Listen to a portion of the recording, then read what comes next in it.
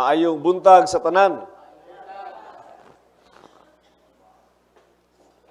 Atong na dungog sa atong ebanghelyo nga si Jose betrothed, no? Kuan siya kaning gitakda nga maminyo og pagkasalan niya si Santa Maria. Og nakamatikod si Maria nga buros siya.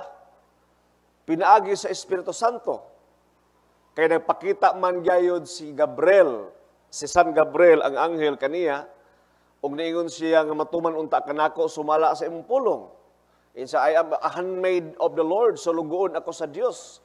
Og matuman unta nganhi kanako sumala sa imong pulong. May it be done unto me according to your word. Og nagbabdo siya. Og si Jose, nga matarong kuno nga iyang pamanhunon, nagplano nga makigbuwag kang Maria. Sa hilom lamang, kay matarong man siya nga tao, og dili niya gusto, nga maulawan si Maria nga iyang gibuwagan. Apan sa diyang si Jose natulog, gipadamgo siya sa anghel, niingon ang anghel kaniya, Jose, ayaw kahadlok o pagkasawa kang Maria, tungod kay ang iyang gisabak, maulalang sa Espiritu Santo, o sa diyang mataw na ang bata, pangangalan nimo siya Jesus, kay siya ang magluwas sa katawhan.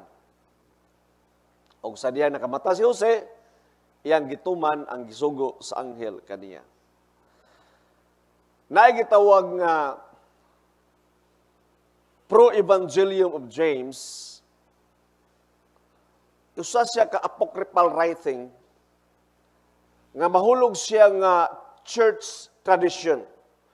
When I say church tradition, dili siya equate or as powerful as the Holy Scripture, the Old and the New Testament. Usa siya ka writing nga nahimugso around 150 to 200 century AD, meaning 150 years slash or dash 200 years after the birth of Christ. Written by Saint James the Least, no? One of the 12.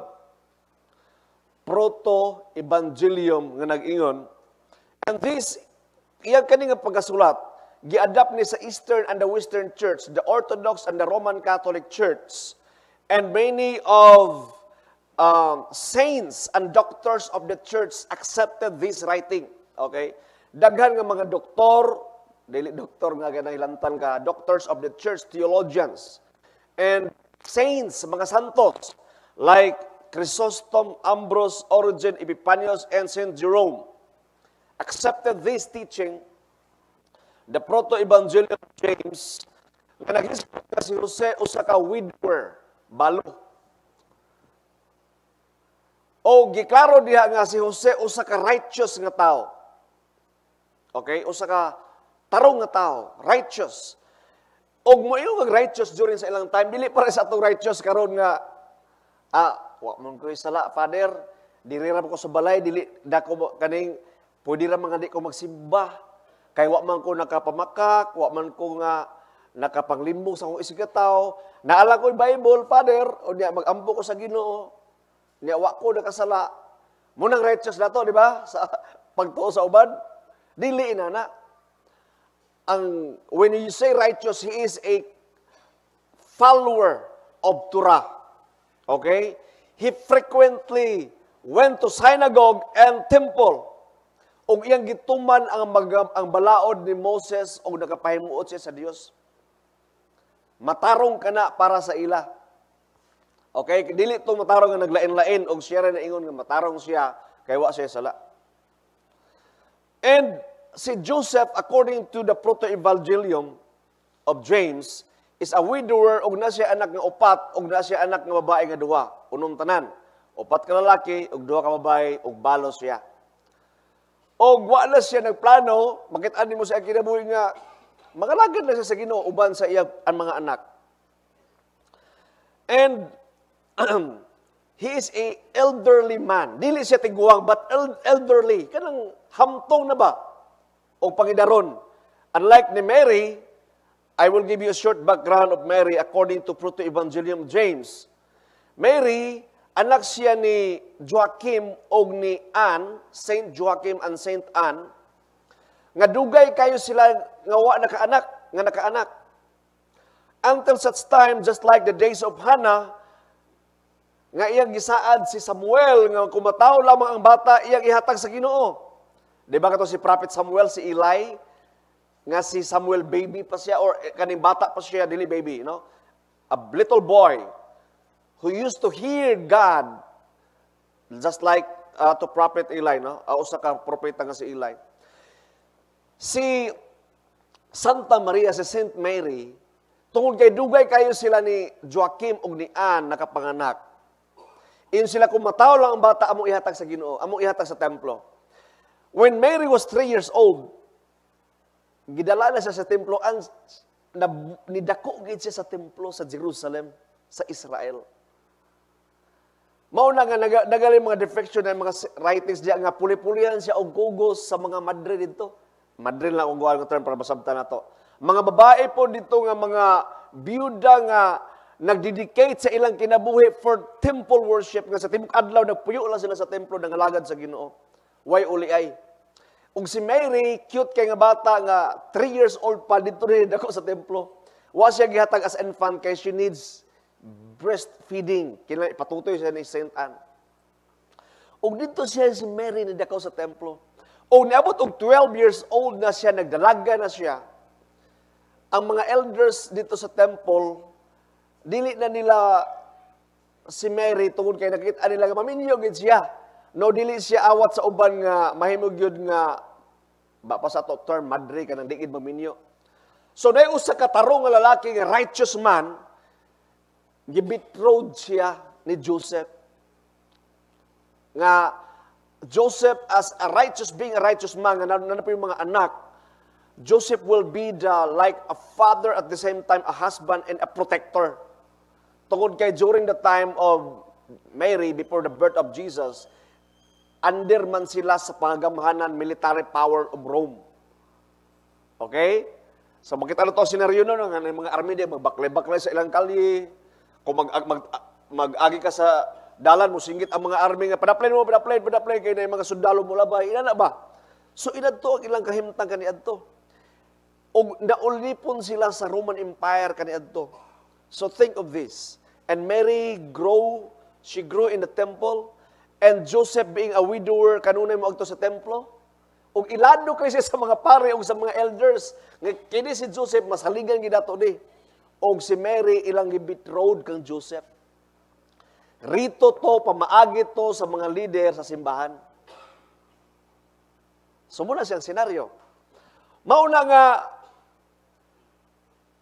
sa diyang nagsabak si Mama Mary, sayon kayo ni Joseph nga, way problema. Di ba? Unsa nagtrumol siya kung bahat na nga kuan. No, daragba siya mga anak pod. 4 kabuk lalaki, 2 kabuk yang mga babae. So gina-plaster ni Joseph according to this church tradition teaching. It's not really acceptable to everybody. So muto diskarte ni Joseph nga iyan lang buwagan sa pinahilom lang kay para i-protect na si Mary, pero kabalog siya deep within him nga si Mary wala gi-commit nga sexual adultery. Si Mary wala gyud na napaus. Joseph was so convinced without explanation of Mary. As Mary grow in the temple and being him as a righteous man. Muna nakibuog na siya sa hilom. But God intervened through the presence of the angel. Ug niingon ang anghel ayaw. Kaya ang iyang gisabak lalang na sa balaang espiritu para matuman ang gisulti sa sa kasulatan. And Joseph being a righteous man, he used to read Torah and the writings of the prophet. Muna pagsulti sa anghel sa iya, kasabot kayo si Joseph. Mauna nga, kinalangin din kita dahil may basa kita ng Bible, no? Kaya para kung na instruction ang Ginoo sa ato, sabtan kay nato. Ug sabtan kay na nila kay ganuman. During the 1st century, hinug na kaayo ang prophecy about the coming of Messiah. People were anticipating for the Messiah to save them from the grip of Rome. Gigunitan man sila sa Roma sa una, di sila kalihok. In fact, daghan kayo nagitawag sa una nga Jesus from Egypt, no? Nagpaila nga siya kuno ang Mesiyas. Murag atong time ba karon nga ako ang Mesiyas, ako ang gipadala, I am the only son of God. Mga inana nga mga style ba? Sa ila nga time daghan kayo nagpaila kay ganuman hinog kaayo ang first century yun according to prophecy nga matawag ang Mesiyas ni ana nga era. Mauna kang Joseph sayon kaayo sa iyang pagdawat kay ganuman gabasa man siya, gatuon man siya. Naminaw mo siya sa Ginoo.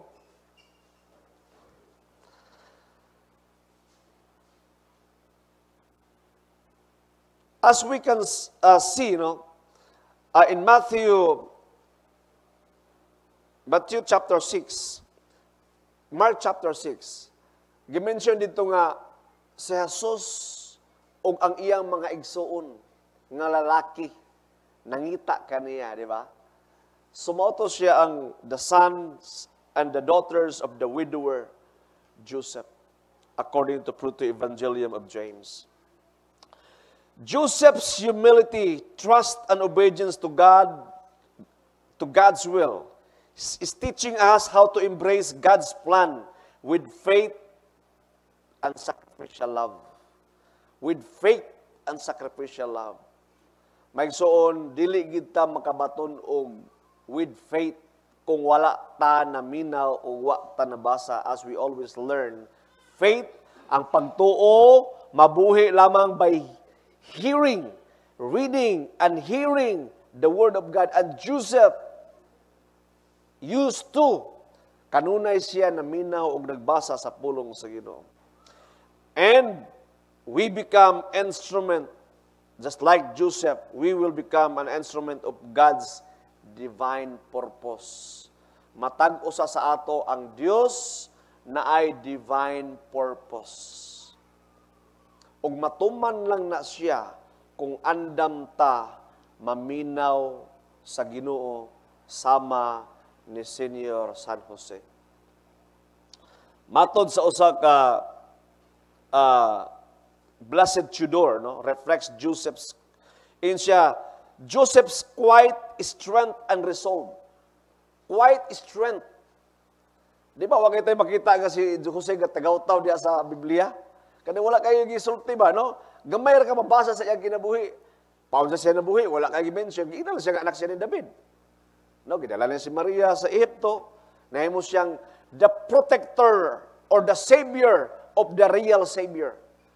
Don't you know that before Jesus saved the people of Israel and the entire world, first, Joseph became the Savior of the Savior.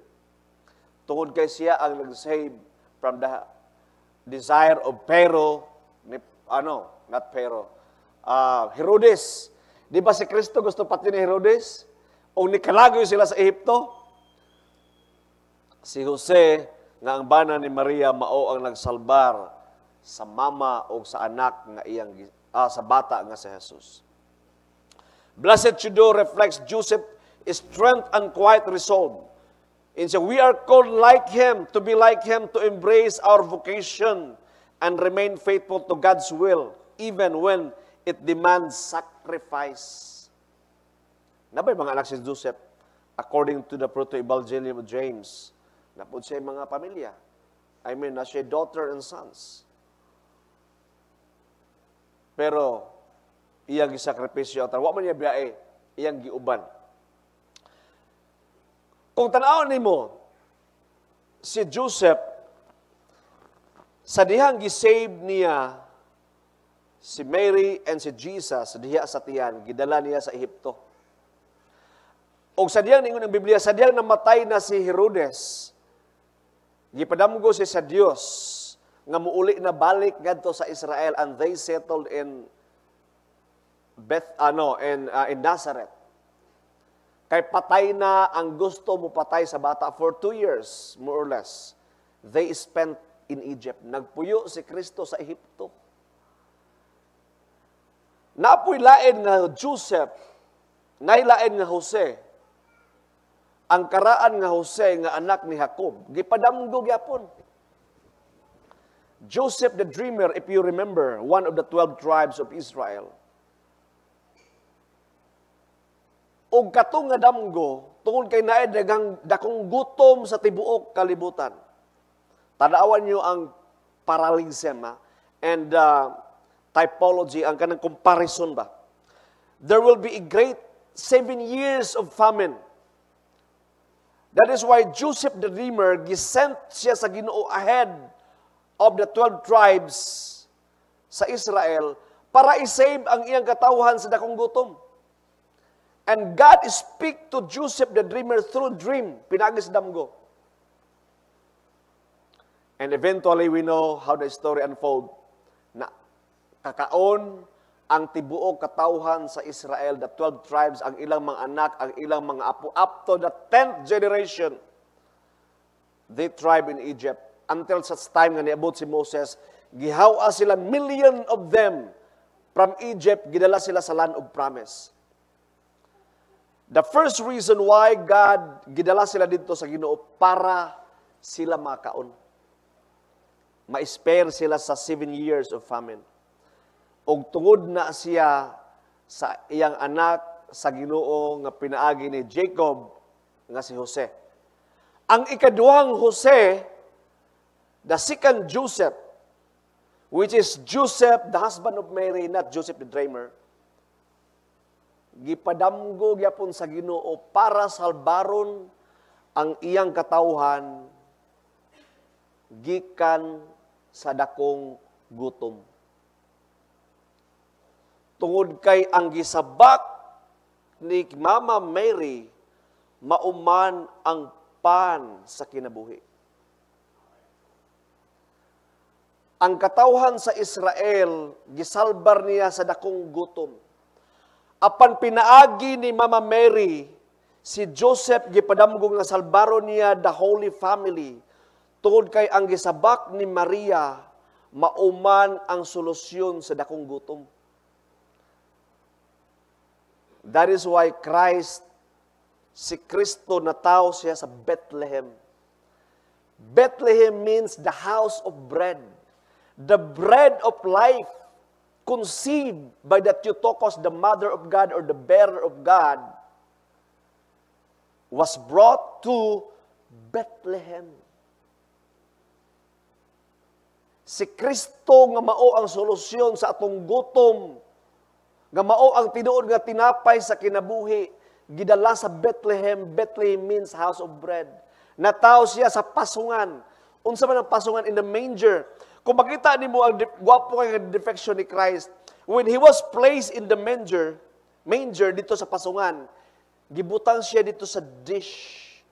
Kung diin ang karnero, mukaon sila dito, si Kristo nga mao ang pagkaon, ang tinuod nga pagkaon, gibutang dito sa kananan sa karnero para mukaon, ikaw ug ako, kita nga mga karnero sa Dios, mukaon sa tinuod nga tinapay nga mao si Kristo. So klaro na daan nga sa karaang panahon pa lamang nagpunting na daan sa pagkatao ni Kristo, but eventually ang pinakadako gyud nga punting gyud is mao ang cross. Kay bisan gali sa iyang pagbautismo pa lamang, unsay ingon ni Juan nga magbabunyag, behold the Lamb of God who takes away the sin of the world. Ang pananaw ni Juan ni Kristo mao ang usa ka karniro nga magtanggal sa sala sa kalibutan. Maigsoon, sama ni Jose, kita unta andam ta maminaw. Amen? Maminaw pa rin kang misis. Maminaw sa Ginoo ba? Dili maminaw sa marites, dili maminaw sa cellphone o sa mga fake news. Abri unta kanunay atong kasing-kasing. Gusto na ko nga kita mag-ampo, no? Bisan sa inyong private life, Lord, help me. Tabay ko, tagay ko grasya Ginoo. Nga dili lang ko si pangayo nimo, Lord, give me this, no? Buntag pa, bless and sanctify this food, give me this, give me that. Taga kita pangayoon sa Ginoo, pero wala gid tay time nga maminaw niya. Sama ni Jose nga naminaw gid siya. Sama ni Mama Mary naminaw gid siya. Pero kapaminaw lang ka sa Ginoo kung ikaw na ay panahon sa iya. Kanang wa kay sige ka lang istorya, sige lang tag trabaho, wa gid tay quiet time baka maminaw mamalandong sa Ginoo ba? Kung naa kay daghang time sa Ginoo, daghang gid time maminaw sa iya. Ug sama ni Jose, nisunod siya. Iyang gibuhat ang instruction sa Ginoo sa iya. Ug unsa man karon natawo ang Mesiyas. Kung tanawon nimo si Maria, dili man gid siya Hudyo. Dili gid siya Jewish. Wala siya trace back sa Judah sa Judah kaning the blood of Judah. Tungod kay Aaron man siya, tungod kay Levita man ang iyang dugo. Pero si Kristo pinaagi ni Jose nga usa ka anak ni Juda, anak ni David og panahon ni Jose. Natuman ang panagna sa kalaang tugon sa mga propeta o sa mga hari.